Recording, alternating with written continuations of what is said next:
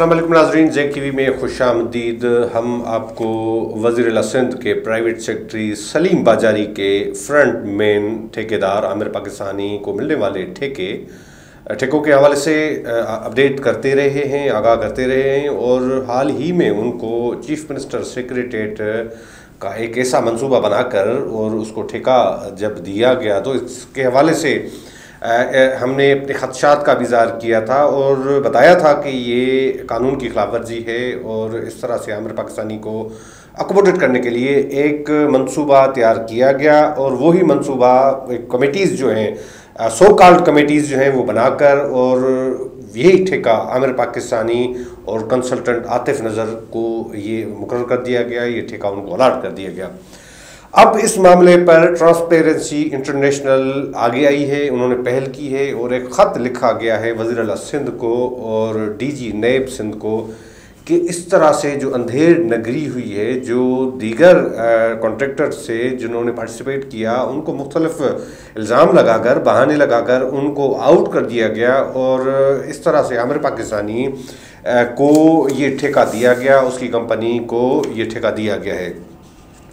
वज़ीर आला जो CM सेक्रेटेरिएट की इमारत का ये मंसूबा तकरीबन इब्तदाई मरहले में जो है 1 अरब रुपए का है और ज़ाहिर है इस तरह से ये मंसूबे बढ़ते रहते हैं और जो अच्छी साख रखने वाली कंपनीज़ हैं उनको नज़रअंदाज किया गया और हक तलफी हुई है। नूर मोहम्मद एंड सन्स और दीगर का जिक्र किया गया है ट्रांसपेरेंसी इंटरनेशनल की जानिब से। और ये भी कहा गया है कि जो इस वक्त चीफ इंजीनियर बिल्डिंग्स हैदराबाद हैं, उन्होंने भी जो कंपनी जिसको ठेका दिया गया है आमिर पाकिस्तानी की कंपनी पाकिस्तान कंस्ट्रक्शन और जो उसका नाम है, उसके मुतल्लिक़ खदशात का इज़हार भी किया था। और ये ब्लैक लिस्ट एक कंपनी है जिसको करार दिया गया है कि ये ब्लैक लिस्ट है और उस कंपनी को इस तरह से नवाजने के लिए ठेका उनको दिया गया है। और इस हवाले से कहा गया है कि ये पाकिस्तान सिविल इलेक्ट्रिकल वर्क जो है वो इस तरह से 1 अरब का ठेका देना कानून की खिलाफ वर्जी है। और उन्होंने अपील की है वज़ीर आला सिंध को कि आप इस मामले में नोटिस लें और इस तरह के जो ठेके हैं जो मंजूर नज़र ठेकेदारों को दिए जाते हैं उनको आप देखें, एड्रेस करें। इसी तरह से डीजी नैब सिंध को भी कहा गया है कि आप देखें। हम बार बार बताते आ रहे हैं कि आमिर पाकिस्तानी सलीम बाजारी का फ्रंट मैन है, सलीम बाजारी के लिए काम करता है। अरबों रुपए के ठेके इस तरह से दिए जाते हैं, जो अफसरान है वो इनके मनपसंद अफसरान जो हैं उनको मुकर्रर कर दिया जाता है। और जो मौजूदा सूबाई वज़ीर हैं ज़िया अब्बास शाह या उससे पहले भी जो सूबाई वज़ीर रहे हैं वो बराए नाम है और सारा सिस्टम सलीम बाजारी अभी तक चलाता आ रहा है। और ये जो है आमिर पाकिस्तानी सारा दिन वज़ीर आला हाउस में बैठा रहता है। मुझे नहीं इल्म कि वज़ीर आला सिंध साहब को इस हवाले से कोई इल्म होगा कि नहीं होगा कि सारे काम जो है वज़ीर आला हाउस के वो ये आमिर पाकिस्तानी करते हैं। जो ट्रांसफ़र पोस्टिंग्स हैं, ख़ास तौर पर अगर हम कराची डिवीज़न की बात करें तो चीफ इंजीनियर से लेकर तमाम जो एक्सीएंस है उनकी ट्रांसफ़र पोस्टिंग्स जो है वो सलीम बाजारी की मंजूरी के बगैर नहीं होती है। बेशक इस वक्त जो चीफ इंजीनियर है मुश्ताक मेमन, वो भी सलीम बाजारी का ख़ास है, आमिर पाकिस्तानी का ख़ास है, इसलिए उनको मुकर्रर कर दिया गया है। उसके साथ साथ जो अरशद हुसैन भुट्टो हैं ये अभी AC हैं, एक्सीएन से लेकर ये सलीम बाजारी और आमिर पाकिस्तानी के लिए दिन रात काम करते रहते हैं।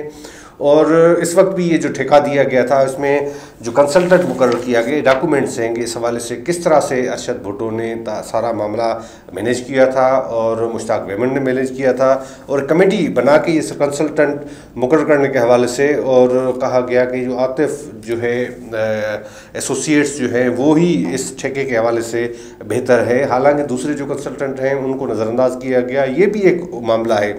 ये कमेटी जो उस वक्त थी उसमें अरशद भुट्टो चेयरमैन थे इसके और AC बिल्डिंग्स हैं और अब्दुल कादिर शेख हैं वो एक्सीएन थे, शाहजमान शेख हैं वो भी एक्सीएन थे उस वक्त डिवीज़न 3 के। और deputy secretary finance Abdul Kaleem Shaikh, उसके साथ साथ जहरा दस्तगीर है, ये महकमा services and general administration department की डिप्टी सेक्रेटरी हैं, और नदीम इफ्तिखार है, ये भी डिविजनल अकाउंट्स अफसर हैं। वासिफ नज़र सिद्दीकी जो इसके आतिफ नज़र के हैं वो भी इस कमेटी में थे और उन्होंने मंजूरी दे दी और ये कंसल्टेंट उनको मुकर्रर कर दिया गया। और उसके साथ साथ हम बात करेंगे ठेका जब ये आमिर पाकिस्तानी को दिया गया तो उसके हवाले से भी सो कॉल्ड कमेटीज़ बनाई गई और उनको कहा गया कि कोई भी इस तरह से क्राइटेरिया बनाए कि जिस पे सिर्फ आमिर पाकिस्तानी की कंपनी पूरी आ सके, या कंसल्टेंट के लिए आतिफ नज़र कोई कंसल्टेंट मुकर्रर किया जाए और कोई इस पे क्राइटेरिया पे पूरा नहीं उतरे। तो वही जो सिलेक्शन कमेटी थी उसके हवाले से जो ठेका भी दिया गया था, ठेके के हवाले से भी जो कंपनी थी उसमें भी सारे तकरीबन यही लोग शामिल थे। ये अरबों रुपए की करप्शन सालाना की जाती है। इसका बड़ा हिस्सा तो सलीम बाजारी और आमिर पाकिस्तानी को जाता है, मगर फिर बाकी जो हिस्सापति होता है वो मुश्ताक मेमन हो, अरशद भुट्टो हो और जो जितने एक्सियंस हैं वो हो, उनको ये जाता रहता है। तो इस तरह से ये आवाम का जो पैसा है, सिंध के अवाम का पैसा, वो इस तरह से उन पर खर्च इनकी जेबों में जा रहा है।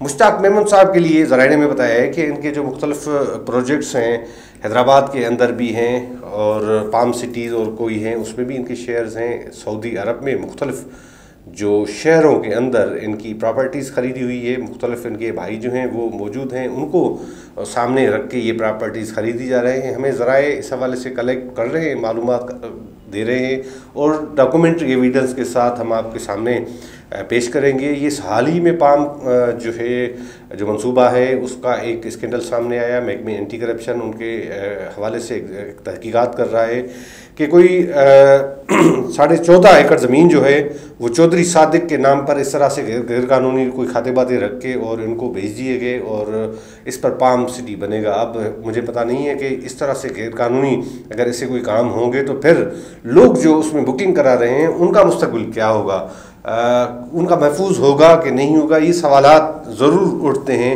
कि इस तरह से की ज़मीन जो है वो ली जाती है और ये खाते इस तरह से हैं जो तहकीकात कर रहे हैं। डायरेक्टर उन्होंने बताया था और उन्होंने कुछ ख़त भी लिखे हैं कि ये बिल्कुल ना कोई घटवत खाता है उसमें, ना कोई उसका कोई रिकॉर्ड है। ये 1930 में ये ज़मीन किसी हिंदू सेठ की थी और उसके बाद पता नहीं किस तरह से ये खाते तब्दील हो गए। तो बहरहाल हम इस हवाले से आपको मज़ीद आगाह करते रहेंगे। हम उम्मीद करते हैं कि ट्रांसपेरेंसी इंटरनेशनल इस हवाले से जो पहल की है उसको कामयाबी हासिल होगी और उसके साथ साथ नेब के डीजी पर भी एक जिम्मेदारी भी आयद होती है कि वो इस हवाले से मामलात को देखें। और सलीम बाजारी इस वक्त जो ज़मानतें लेने के पीछे है और उसका घेरा तंग हुआ है, जो ट्रेजरी के अंदर जितनी करप्शन हुई है और उसके हवाले से वो ज़मानतें ले रहे हैं।